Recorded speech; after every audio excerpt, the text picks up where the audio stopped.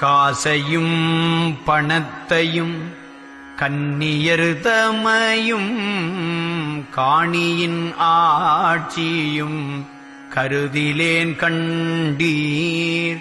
நேசனும் திருவருள் நேசம் ஒன்றல்லால் நேசம் மற்றிலை இது நீர் அறியீரோ.